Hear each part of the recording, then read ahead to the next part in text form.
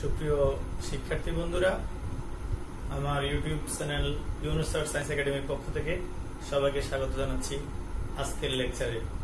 আজ আমি তোমাদের সাথে একটি গুরুত্বপূর্ণ এবং সহজ একটি চ্যাপ্টার নিয়ে আলোচনা করব। সেটি হচ্ছে তোমাদের পদার্থবিজ্ঞান বইয়ের সপ্তম অধ্যায় অর্থাৎ তরঙ্গ ও শব্দ। তোমরা ইতিমধ্যেই যারা ক্লাস 10-এ পড়তেছ তারা অবশ্যই এই চ্যাপ্টারটি অনেক আগেই শেষ করে ফেলছো, আর যারা ক্লাস 9-এ পড়ো তারা হয়তোবা এখনো চ্যাপ্টারটি শেষ করো নাই বা অনেকেই শেষ করেছো। যাই হোক, যারা ক্লাস 9-এ আছো তাদেরকে আমি বলবো তোমরা আমার এই ক্লাসটি মনোযোগ সহকারে যদি দেখো তাহলে তরঙ্গ এবং শব্দ সম্পর্কে তোমাদের একটা মোটামুটি একটা কনসেপ্ট আসবে বলে আমি ধারণা করতেছি। আর যারা ক্লাস 10-এ আছো তাদের উদ্দেশ্যে আমি বলবো তোমরা যদিও শেষ করেছো, আমি আমার এই লেকচারে তোমাদের সাথে এই অধ্যায়ের কিছু গুরুত্বপূর্ণ বিষয় নিয়ে আলোচনা করব, যা তোমাদের জন্য অনেক সহায়ক হবে বলে আমি আশা করছি।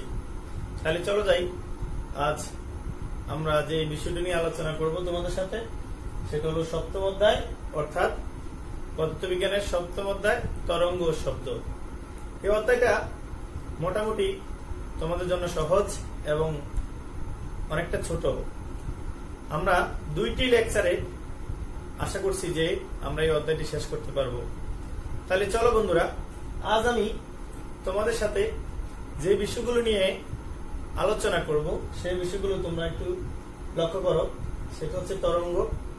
তরঙ্গের ক্ষেত্রে আমরা তরঙ্গের বিভিন্ন প্রকারভেদ এবং বৈশিষ্ট্য নিয়ে আলোচনা করব। সাথে সাথে তোমাদের সাথে তরঙ্গ সম্পর্কিত খুবই গুরুত্বপূর্ণ কিছু সংজ্ঞা নিয়ে আলোচনা করব, যা তোমাদের বিভিন্ন সৃজনশীল কোশ্চেনের ক্ষেত্রে তোমাদের অনেক সহায়ক ভূমিকা পালন করবে সংজ্ঞাগুলো। তাছাড়া এই চ্যাপ্টারের কিছু বেসিক জানতে হলে তোমাদেরকে সংজ্ঞাগুলো অবশ্যই জানতে হবে। দেখো, সংজ্ঞাগুলো হচ্ছে পূর্ণ স্পন্দন, তারপরে হচ্ছে পর্যায়কাল, কম্পাঙ্ক, বিস্তার, দশা, তরঙ্গ দৈর্ঘ্য, তরঙ্গ বেগ, এবং সবশেষে 2টা টপিক, সেটা হচ্ছে অনেক ছোট ছোট 2টা সম্পর্ক। সেটা হচ্ছে এফ এবং টি এর সম্পর্ক, আর একটা হচ্ছে ভি এফ এবং ল্যামডা এর সম্পর্ক।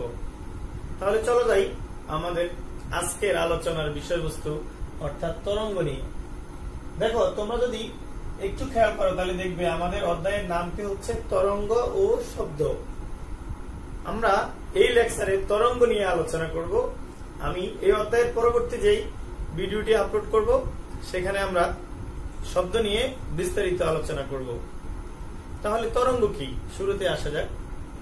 তরঙ্গ হচ্ছে এমন একটা ব্যাপার যেটা আমাদের অস্তিত্বের সাথে মিশে আছে, অর্থাৎ তরঙ্গ ছাড়া আমরা আমাদের জীবন কল্পনাও করতে পারি না। তরঙ্গ এত গুরুত্বপূর্ণ একটা শব্দ। আমরা মনে করি তরঙ্গ, তোমরা যারা সচরাচর দেখো, তোমরা যারা গ্রামের বাড়িতে বসবাস করো তাহলে দেখবা যে পুকুরে আমরা অনেক সময় ডিল ছুড়ে মারি, তাহলে দেখবা যে একটা ঢেউ উঠে। আবার যারা আমরা অনেকে বিভিন্ন ভ্রমণ পিপাসু যারা বিভিন্ন জায়গায় ঘুরতে গেলে, আমরা যখন যারা কক্সবাজারে ঘুরতে গিয়েছো তাহলে দেখবা যে সমুদ্রের বিশাল বিশাল ঢেউ কিছুক্ষণ পর পর তীরের মধ্যে হচ্ছে আসতে পড়ে। এখন যদি তোমরা খেয়াল করো তাহলে এই যে একটা পুকুরে ডিল ছুড়লে যে ঢেউ সৃষ্টি হয়, একটা সময় ঢেউটা বড় আকার ধারণ করে, আবার আস্তে আস্তে আস্তে আস্তে ঢেউ খেতে খেতে যখন পাড়ে যায় তখন ঢেউটা মিশে যায়। আবার খেয়াল করবে সমুদ্রের পাড়ে যখন তুমি দাঁড়িয়ে সমুদ্রের ঢেউ উপভোগ করো, দেখবে যে বড় বড় ঢেউ উপর সৃষ্টি হয়ে আবার তীরে এসে একটা পর্যায়ে ঢেউগুলো মিশে যায়। তাহলে এই ঢেউগুলোই হচ্ছে মূলত তরঙ্গ। এছাড়াও আমরা আজকে টোটাল পৃথিবীটাকে এত আমাদের হাতের মুঠোয় মনে হচ্ছে মূলত তরঙ্গের কারণে।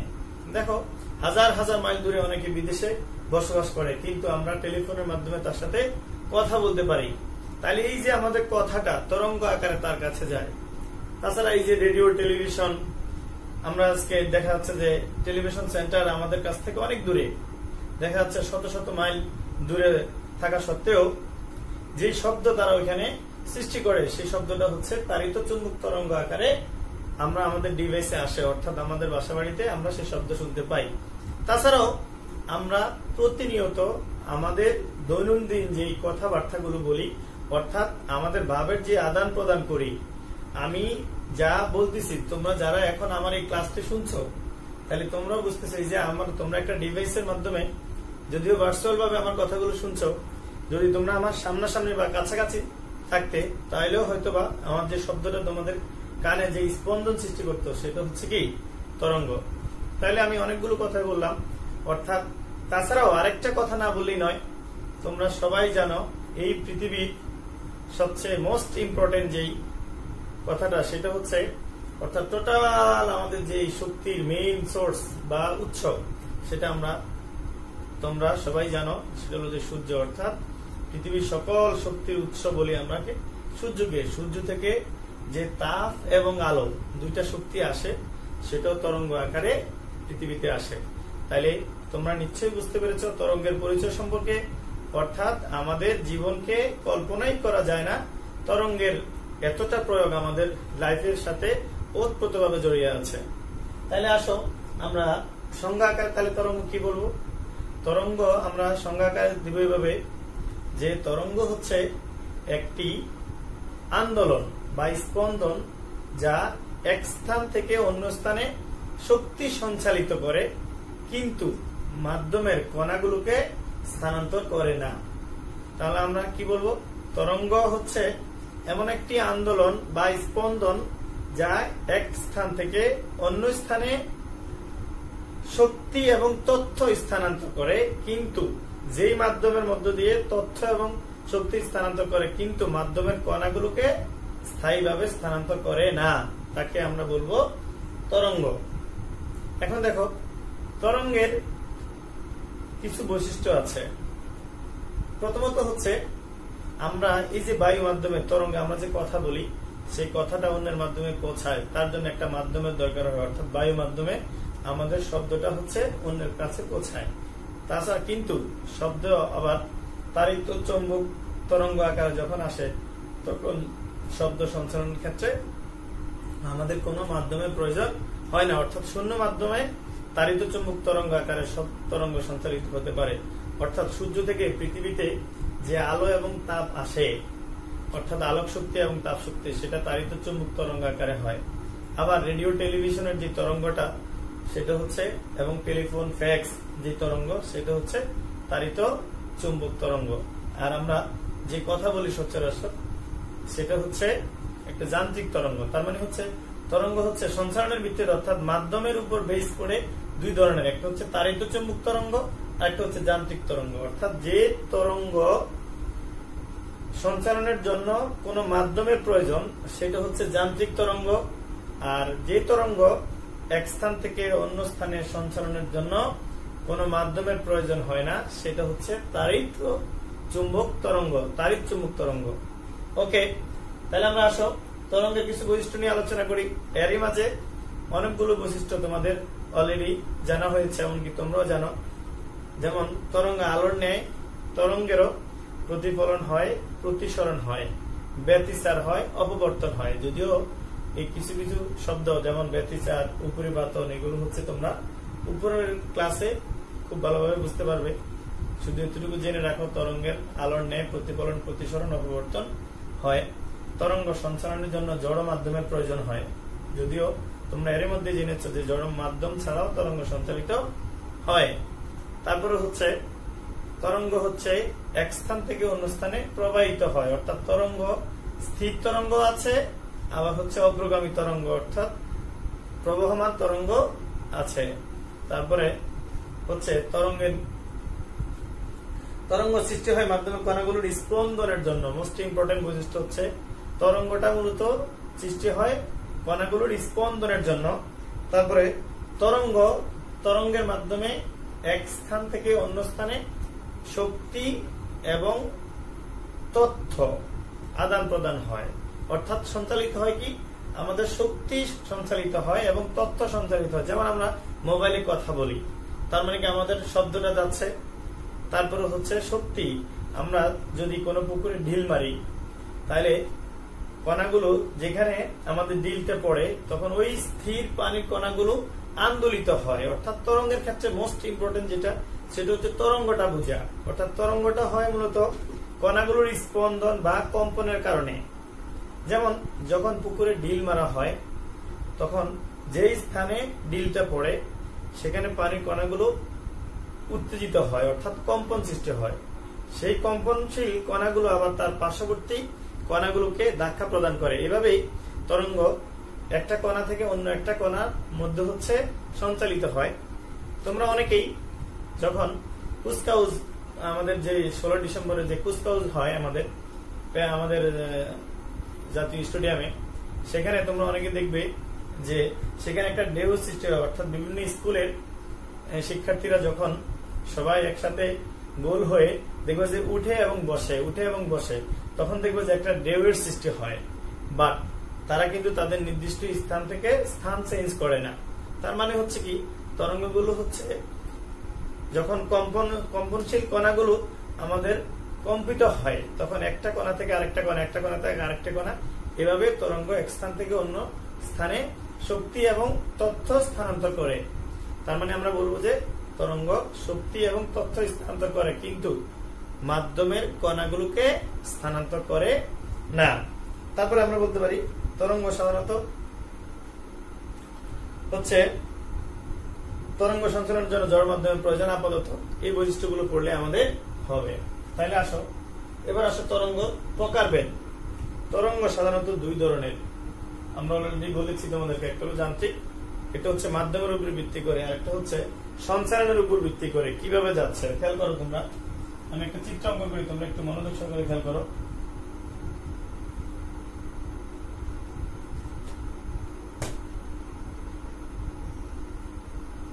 অর্থাৎ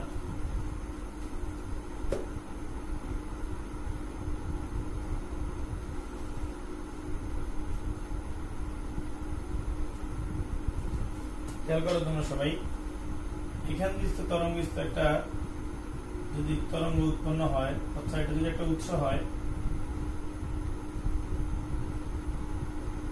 আরো কয়েকটা দিলে ভালো হতো। খেয়াল করো তোমরা, তাহলে এই যে তরঙ্গ ঢেউ আকারে যেটা একভাবে সঞ্চালিত হয়, আরেকভাবে হচ্ছে তোমরা সবাই স্প্রিং দেখেছো নিশ্চয়ই।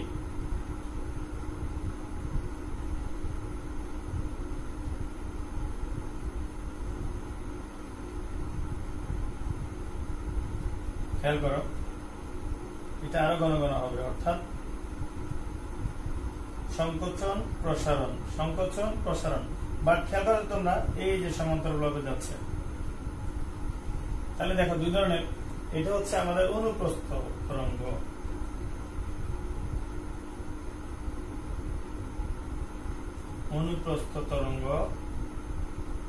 আর এটা হচ্ছে আমাদের অনুদৈর্ঘ্য তরঙ্গ। তার মানে হচ্ছে আমরা লিখতে পারি যে তরঙ্গ দুই ধরনের, মেইনলি হচ্ছে তরঙ্গ দুই ধরনের, একটা হচ্ছে অনুপ্রস্থ, একটা হচ্ছে অনুদৈর্ঘ্য। তাহলে বুঝতে পেরেছো তোমরা সবাই যে অনুপ্রস্থ তরঙ্গটা হচ্ছে এমন দেখতে, আর অনুদৈর্ঘ্যটা এমন। তাহলে আমরা সংজ্ঞাকারে কিভাবে বলবো, যে তরঙ্গ মাধ্যমের কণাগুলো সমকোণে অগ্রসর হয়, অর্থাৎ দেখো তোমরা সবাই, এই কণাগুলো হচ্ছে প্রত্যেকটা লম্বা করে সমকোণে যাবে, এই যে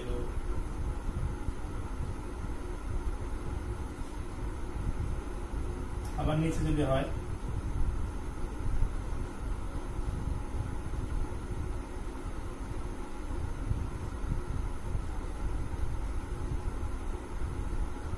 অর্থাৎ এই কম্পনটা হচ্ছে সমকোণে অগ্রসর হয়। তাহলে আমরা বলবো হচ্ছে যে তরঙ্গ মাধ্যমের দিকের সাথে, অর্থাৎ দেখো এই যে সাম্যাবস্থান থেকে যে ঢেউ আকারে যায় সেটা হচ্ছে লম্ব আকারে যায়, অর্থাৎ সমকোণে। যেটা সমকোণে, অর্থাৎ আমরা সহজ ভাষা যদি বলি, সমকোণে যে তরঙ্গ অগ্রসর হয় সেটা হচ্ছে আমাদের অনুপ্রস্থ তরঙ্গ। যেমন হচ্ছে সমুদ্রের ঢেউ, অর্থাৎ পুকুরের যে ঢেউ, যদি কোনো কিছু ছুড়ে মারা হয় তাহলে পুকুরের যে ঢেউটা সৃষ্টি হয় সেটা হচ্ছে মূলত অনুপ্রস্থ তরঙ্গ। দেখবা হচ্ছে নির্দিষ্ট একটা পিরিয়ডিক টাইম, অর্থাৎ নির্দিষ্ট পর্যায়ে যায়। এই কারণে আমরা সংজ্ঞাকার বলছি যে পর্যায়বৃত্ত আন্দোলন কোন ঝড় মাধ্যমের এক স্থান থেকে অন্য স্থানে শক্তি সঞ্চালিত করে, কিন্তু মাধ্যমের কণাগুলোকে স্থায়ীভাবে স্থানান্তর করে না, সেটাকে আমরা তরঙ্গ বলেছি। তাহলে দেখো, তার একটা নির্দিষ্ট প্যাটার্ন আছে, যেটা হলো অনুপ্রস্থ তরঙ্গ। আর যে তরঙ্গ মাধ্যমের কণাগুলো দিকের সাথে স্পন্দনটা অর্থাৎ কম্পনটা একটা কণা থেকে একটা কণা কিভাবে যাচ্ছে, অর্থাৎ সমান্তরালভাবে যাচ্ছে। একটা জিনিস তোমরা খেয়াল রাখবে, অর্থাৎ অনুপ্রস্থ তরঙ্গের ক্ষেত্রে কম্পনশীল কণাগুলো সমকোণে অগ্রসর হয়, আর অনুদৈর্ঘ্য তরঙ্গের ক্ষেত্রে কম্পনশীল কণাগুলো সমান্তরালভাবে অগ্রসর হয়। এটা হচ্ছে 0 ডিগ্রিতে যাবে, এটা হচ্ছে 0 ডিগ্রিতে কম্পনগুলো সামনে যাবে, আর এটা হচ্ছে 90 ডিগ্রিতে যাবে। তার মানে তোমরা এই দুইটা জিনিস জানতে হবে বেসিকটা। অর্থাৎ অনুপ্রস্থ তরঙ্গের ক্ষেত্রে কণাগুলো, কম্পনশীল কণাগুলো সামনে অগ্রসর হবে সমকোণে অর্থাৎ 90 ডিগ্রি কোণে, আর অনুদৈর্ঘ্য তরঙ্গের ক্ষেত্রে কম্পনশীল কণাগুলো সামনে অগ্রসর হবে 0 ডিগ্রি অ্যাঙ্গেলে। ওকে, তাহলে আমরা দুইটা তরঙ্গ তোমরা খুব ভালো। আর এটার উদাহরণ হচ্ছে আমরা যে শব্দ, অর্থাৎ শব্দ সঞ্চালিত হয় মূলত হচ্ছে অনুদৈর্ঘ্য তরঙ্গের মাধ্যমে। খেয়াল করো তোমরা যে অনুদৈর্ঘ্য তরঙ্গের ক্ষেত্রে আবার অনেক ক্ষেত্রে তোমাদের অনুপ্রস্থ তরঙ্গ এবং অনুদৈর্ঘ্য তরঙ্গের ক্ষেত্রে পার্থক্য আসে। তাই আমরা প্রথমে দুইটা সংজ্ঞা দিব। প্রথম সংজ্ঞাটা হচ্ছে, অর্থাৎ যে তরঙ্গ মাধ্যমের দিকের সাথে সমকোণে অগ্রসর হয় সেটা হচ্ছে অনুপ্রস্থ তরঙ্গ। যে তরঙ্গ মাধ্যমের কণাগুলো দিকের সাথে সমান্তরালভাবে অগ্রসর হয় সেটা। আর অনুপ্রস্থ তরঙ্গের ক্ষেত্রে আমরা বলবো যে এই যে তরঙ্গটা যখন উপরে উঠে সেটাকে বলা হয় শীর্ষবিন্দু, শীর্ষবিন্দু। আর যখন নিচের দিকে আসে এটা হচ্ছে পাদবিন্দু, এটা হচ্ছে পাদবিন্দু। তার মানে আমরা বলতে পারি অনুপ্রস্থ তরঙ্গের ক্ষেত্রে তরঙ্গ শীর্ষবিন্দু এবং তরঙ্গপাত সৃষ্টি করে সামনে অগ্রসর হয়। তাহলে আমি আবার বলছি, অনুপ্রস্থ তরঙ্গের ক্ষেত্রে কম্পনশীল কণাগুলো তরঙ্গের শীর্ষবিন্দু এবং তরঙ্গপাত সৃষ্টি করে সামনে অগ্রসর হয়। সিমিলার ভাবে অনুদৈর্ঘ্য তরঙ্গের ক্ষেত্রে কম্পনশীল কণাগুলো, দেখো তোমরা, সংকোচন এবং প্রসারণ, সংকোচন এবং প্রসারণ অর্থাৎ সমান্তরালভাবে একবার সংকোচন একবার প্রসারণ, এইভাবে আমাদের সামনের দিকে অগ্রসর হয়। তার মানে তোমরা খুব সহজেই বুঝতে পারছো যে একটা সংকোচন আর একটা প্রসারণ, তাহলে পূর্ণ কম্পন। আবার হচ্ছে দেখো, একটা তরঙ্গ শীর্ষ আবার একটা তরঙ্গ পাদ, এইখানে আসার পর একটা পূর্ণ কম্পন সম্পন্ন হয়। কিছুক্ষণ পর যখন আমরা পূর্ণ স্পন্দন পড়বো তখন আমরা এই জিনিসটা খুব লাগবে। অর্থাৎ এটা হচ্ছে শীর্ষবিন্দু এবং পাদবিন্দু একটা পূর্ণ কম্পন, আবার হচ্ছে অনুদৈর্ঘ্যটা হচ্ছে একটা সংকোচন একটা প্রসারণ মিলে হচ্ছে একটা পূর্ণ কম্পন। তাহলে তোমরা খুব সহজে অনুপ্রস্থ তরঙ্গ এবং অনুদৈর্ঘ্য তরঙ্গ এবং তরঙ্গের বৈশিষ্ট্য বুঝতে পেরেছ। ওকে, তাহলে এবার আমরা আসি যে আমরা অনুপ্রস্থ তরঙ্গটা বুঝবার জন্য খেয়াল করো, তরঙ্গ বিস্তৃত কিছু সংজ্ঞা, যেমন পূর্ণ স্পন্দন। তোমরা চিত্রটা ভালোভাবে বুঝতে পারো। পূর্ণ স্পন্দনটা হচ্ছে, চিত্রে যদি তাকাও, অর্থাৎ এখান থেকে নিয়ে এই পর্যন্ত আসলে হলো পূর্ণ স্পন্দন। অর্থাৎ কোন কম্পনশীল কণা কোন উৎস থেকে তার যাত্রা আরম্ভ করে পুনরায় তার টোটাল চক্র কমপ্লিট করে আবার যেখান থেকে উৎপন্ন হয় সেখানে যদি আসে তাকে বলা হয় পূর্ণ স্পন্দন। অর্থাৎ তোমরা অনেকেই সরলদোলক সম্পর্কে জানো। অর্থাৎ একটা সুতা দিয়ে যখন একটা গোলককে বেঁধে দেওয়া হয়, তখন গোলকটা যখন দুলতে দেওয়া হয়, অনেক সময় তোমরা অনেক দেওয়াল গড়ি দেখেছো যে একটা নির্দিষ্ট বিন্দুতে আটকা থাকে, তখন এভাবে দুলতে থাকে। অর্থাৎ একবার একদিকে যায় আবার অন্যদিকে যাচ্ছে। খেয়াল করো তোমরা, যদি আমরা এই দেওয়াল গড়িটা এখান থেকে ছেড়ে দেই তাহলে এটা প্রথমে এইদিকে এখানে আসবে, অর্থাৎ এখান থেকে এদিকে আসবে, এবং আবার এখান থেকে এখানে যাবে। তাহলে দেখো, এই গোলকটা এখান থেকে এখানে আসা আবার এখান থেকে সেখানে যাওয়া, যখন এখানে আসবে তখন একটা পূর্ণ স্পন্দন হবে। অর্থাৎ কোন কম্পনশীল কোন কণা নির্দিষ্ট একটা বিন্দু থেকে যাত্রা আরম্ভ করে পুনরায় আবার ওই বিন্দুতে পৌঁছালে তখন সেটাকে বলা হয় পূর্ণ স্পন্দন। এবার আসো পর্যায়কাল। পর্যায়কালের ইংলিশ হচ্ছে পিরিয়ডিক টাইম। পিরিয়ডিক টাইমটা কি? অর্থাৎ কোন কম্পনশীল কণা একটি পূর্ণ স্পন্দন সম্পন্ন করতে, অর্থাৎ একটা পূর্ণ স্পন্দন সম্পন্ন করতে যতটুকু সময়ের প্রয়োজন হয় সে সময়টা হচ্ছে পর্যায়কাল।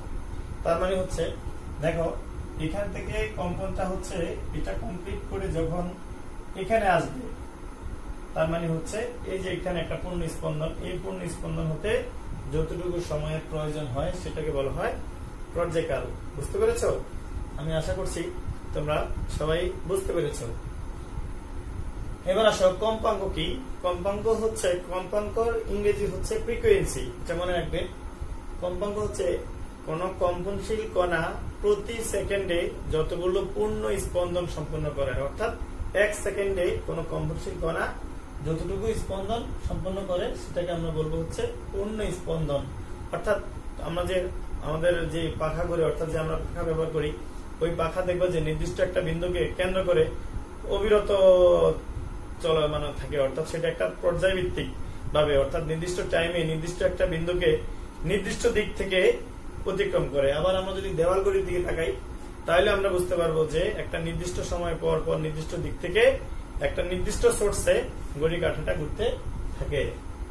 তাই একটা একক সময়ে যতগুলো পূর্ণ স্পন্দন সম্পন্ন হয় সেটাকে আমরা বলবো কম্পাঙ্ক। কম্পাঙ্ককে সাধারণত এফ দ্বারা প্রকাশ করা হয়। তাহলে দেখো কম্পাঙ্ক এবং পর্যায়কালের একটা সম্পর্ক আছে, এটা আমরা পরে বলবো। এফ ও টি এর মধ্যে সম্পর্ক, এটা হচ্ছে কম্পাঙ্ক, এবং টি মানে হচ্ছে পর্যায়কাল, অর্থাৎ পর্যায়কালকে টি দ্বারা প্রকাশ করা হয় আর কম্পাঙ্ককে হচ্ছে এফ দ্বারা প্রকাশ করা হয়। এবার আসো আমাদের বিস্তার কাকে বলে। বিস্তার হচ্ছে কোন কম্পনশীল কণা স্থির অবস্থান থেকে যে কোনো দিকে যতটুকু সর্বোচ্চ দূরত্ব অতিক্রম করে, অর্থাৎ সর্বোচ্চ অবস্থা। অর্থাৎ দেখো এটা হচ্ছে এইদিকে সর্বোচ্চ অবস্থা, আবার এই দিকে এটা হচ্ছে সর্বোচ্চ অবস্থা। এই সর্বোচ্চ অবস্থাগুলোকে বলা হয় হলো বিস্তার। আমি আবার বলতেছি, অর্থাৎ তরঙ্গ সঞ্চারণকারী কোন কণা সাম্য অবস্থান থেকে যে কোনো একদিকে অর্থাৎ হয় উপরের দিকে নয় নিচের দিকে, যে কোনো একদিকে সর্বাধিক যে দূরত্ব অতিক্রম করে তাকে বলা হয় তরঙ্গের বিস্তার। বুঝতে পেরেছ? কোন তরঙ্গস্থিত কণা সাম্য অবস্থান থেকে, অর্থাৎ এই অবস্থা থেকে যে কোনো দিকে সর্বাধিক যে দূরত্ব অতিক্রম করে তাকে বলা হয় তরঙ্গের বিস্তার। এবার আসো তরঙ্গের দশা কি। দশা মানে অবস্থা, তরঙ্গটা কি অবস্থা আছে, অর্থাৎ কোন কম্পনশীল কণা চলতে চলতে, অর্থাৎ যে কোনো মুহূর্তে তার যে সামগ্রিক অবস্থা, সে সামগ্রিক অবস্থাকে বলা হয় ওই তরঙ্গস্থিত কণার দশা। এখন দেখো কণাটা চলতেছে, অর্থাৎ দেহকারী ভাবে যাচ্ছে, হঠাৎ এখানে তার অবস্থা কি, তার মানে এটা সে নিচের দিকে যাচ্ছে, এখানে তার অবস্থা নিচের দিকে যাচ্ছে, আবার এখানে যদি তার অবস্থা সেটা হচ্ছে উপরের দিকে যাচ্ছে, এদিকে উপরের দিকে যাচ্ছে, এদিকে উপরের দিকে যাচ্ছে, আবার সে নিচের দিকে যাচ্ছে। এটাই হচ্ছে মূলত হচ্ছে তরঙ্গের দশা, অর্থাৎ কম্পনশীল কোন কণার যে কোনো মুহূর্তে যে অবস্থা সেটাকে আমরা বলবো দশা, অর্থাৎ তরঙ্গস্থিত কোন কণা, কম্পনশীল কোন স্পন্দনশীল কণার দশা। এবার আসো তরঙ্গ দৈর্ঘ্য, মোস্ট ইম্পর্টেন্ট। তরঙ্গ দৈর্ঘ্যকে সাধারণত ল্যামডা দ্বারা প্রকাশ করা হয়। তরঙ্গ দৈর্ঘ্য ল্যামডা, এটা হচ্ছে তরঙ্গ দৈর্ঘ্য, এটাকে বলা হয় উল্টা ওয়াই, এটাকে বলা হয় ল্যামডা। ল্যামডা বলা হয় এটাকে, ল্যামডা হচ্ছে তরঙ্গ দৈর্ঘ্য। অর্থাৎ কোন কম্পনশীল কণা প্রতি সেকেন্ডে যতগুলো পূর্ণ স্পন্দন সম্পন্ন করে ওই সময়ে তরঙ্গ যে দূরত্ব অতিক্রম করে তাকে বলা হয় তরঙ্গ দৈর্ঘ্য। আমি আবার বলছি সংজ্ঞা, আমরা কিছুক্ষণ আগেই যখন কম্পাঙ্ক পড়েছি তখন বলছি কোন কম্পনশীল কণা প্রতি সেকেন্ডে যতগুলো পূর্ণ স্পন্দন সম্পন্ন করে, এখানে আমরা বলবো যতগুলো পূর্ণ স্পন্দন সম্পন্ন করে তখন কম্পনশীল কণাটি যতটুকু দূরত্ব অতিক্রম করে, অর্থাৎ 1 সেকেন্ডে যতগুলো পূর্ণ স্পন্দন সম্পন্ন করতে গিয়ে যে দূরত্ব অতিক্রম করে। তাহলে দেখো এই যে তরঙ্গটা এখান থেকে নিয়ে এ পর্যন্ত হচ্ছে ল্যামডা। যদি আমরা শুধু তরঙ্গ শীর্ষগুলো চিন্তা করি তাহলে এখান থেকে এটা হচ্ছে ল্যামডার দূরত্ব, আর যদি তরঙ্গ শীর্ষ এবং তরঙ্গ পাত বিবেচনা করি তার মানে এখান থেকে নিয়ে যাত্রা করে এই পর্যন্ত যে দূরত্বটা সেটাকে বলবো আমরা, এই টোটাল দূরত্বটাকে বলবো ল্যামডা। এই যে দিকে, অর্থাৎ একটা তরঙ্গ শীর্ষ এবং একটা তরঙ্গ পাত নিয়ে হচ্ছে ল্যামডা দূরত্ব, এটা হচ্ছে ল্যামডা মান, ল্যামডা দৈর্ঘ্য। তাহলে তরঙ্গ দৈর্ঘ্য হচ্ছে, আর তরঙ্গ বেগ হচ্ছে আমরা তরঙ্গ নির্দিষ্ট দিকে একক সময়ে তরঙ্গ নির্দিষ্ট দিকে একক সময়ে যে দূরত্ব অতিক্রম করে তাকে বলবো আমরা তরঙ্গ বেগ। আমি আবার বলছি, তরঙ্গ নির্দিষ্ট দিকে একক সময়ে যে দূরত্ব অতিক্রম করে তাকে বলা হয় তরঙ্গ বেগ। তরঙ্গ বেগ হচ্ছে বেগটা তোমরা আগেই জানো বি দ্বারা প্রকাশ করা হয়।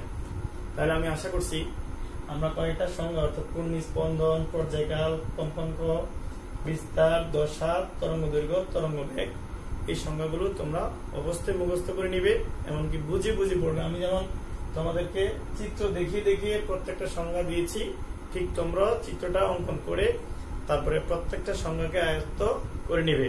এই সংজ্ঞাগুলো তরঙ্গ চ্যাপ্টারের জন্য খুবই গুরুত্বপূর্ণ। এবার আসো এফ এবং টি এর সম্পর্ক, যেটা এফ এবং টি এর সম্পর্ক আমরা জানি টি সেকেন্ডে একটি পূর্ণ স্পন্দন সম্পন্ন হয়, অর্থাৎ টি সেকেন্ডে সম্পন্ন হয় একটি পূর্ণ স্পন্দন, একটি পূর্ণ স্পন্দন। একটি পূর্ণ টি সেকেন্ডে যদি সম্পূর্ণ একটি পূর্ণ স্পন্দন হয় তাহলে এক সেকেন্ডে কে হতে হবে, এক সেকেন্ডে সম্পন্ন হবে 1/t। তার মানে হচ্ছে এটাই হচ্ছে আমাদের কম্পাঙ্ক। তার মানে আমরা দাঁড়াচ্ছে কি f = 1/t। এটা হচ্ছে কম্পাঙ্ক এবং পর্যায়কালের মধ্যে সম্পর্ক। এটা তোমরা মনে রাখবে, অঙ্ক করার ক্ষেত্রে আমাদের এটা খুবই প্রয়োজন হবে। অর্থাৎ এটাকে আমরা এভাবে লিখতে পারি f = 1। আমি উপরে লিখছি, খেয়াল করো তোমরা, এটা অঙ্ক করার ক্ষেত্রে আমাদের এই সূত্রটা লাগবে। তাহলে দেখো, একটা হচ্ছে আমাদের কম্পাঙ্ক ও পর্যায়কাল টি এর সম্পর্ক হচ্ছে f = 1/t, অর্থাৎ একক সময়ে এটি একক সময়ে যতগুলো পূর্ণ স্পন্দন সম্পন্ন করবে সেটা হচ্ছে কম্পাঙ্ক। আর তরঙ্গ বেগ, কম্পাঙ্ক এবং হচ্ছে তরঙ্গ দৈর্ঘ্য, এই তিনটার মধ্যে সম্পর্ক হচ্ছে b = f lambda। b = f lambda। কম্পাঙ্ক, কম্পাঙ্কের একক হচ্ছে হার্টজ, কম্পাঙ্কের একক হচ্ছে হার্টজ, তরঙ্গ দৈর্ঘ্যের একক হচ্ছে মিটার, এটা মনে রাখবে। আর পর্যায়কালের সম্পর্ক হচ্ছে সেকেন্ড। তোমরা জানো সময়ের একক কি সেকেন্ড। তার মানে আমার তিনটা একক মনে রাখতে হবে। এক হচ্ছে কম্পাঙ্ক অর্থাৎ ফ্রিকোয়েন্সি, একক হচ্ছে হার্টজ, আর তরঙ্গ দৈর্ঘ্যের একক হচ্ছে মিটার, আর হচ্ছে আমাদের তরঙ্গ দৈর্ঘ্য পর্যায়কালের একক হচ্ছে সেকেন্ড। তাহলে আজকে যে বিষয়গুলো নিয়ে আমি তোমাদের সাথে ডিসকাস করেছি, আমি আশা করছি তোমরা সবাই খুব সহজেই বিষয়গুলো আয়ত্ত করতে পেরেছ। যদি না বুঝতে পারো তাহলে আমাকে কমেন্টসের মাধ্যমে অবশ্যই ইনফর্ম করবে। আমি চেষ্টা করব এই অধ্যায়ের যে সেকেন্ড যে ভিডিও আপলোড হবে অর্থাৎ শব্দ নিয়ে, সেখানে আমি তোমাদের সমস্যাগুলো সমাধান করার চেষ্টা করব। তোমরা অবশ্যই সবাই রুটিন মাফিক পড়াশোনা করবে এবং বুঝে বুঝে পড়াশোনা করবে। তোমাদের যে মেইন বইটা আছে শুরু থেকে নিয়ে শেষ পর্যন্ত খুব ভালোভাবে শেষ করবে। এতে করে তোমরা যে এমসিকিউ গুলো আসে এমসিকিউ গুলো দিতে পারবে। আর তরঙ্গ চ্যাপ্টারটা তোমাদের দেখাচ্ছে খুবই ইম্পর্টেন্ট।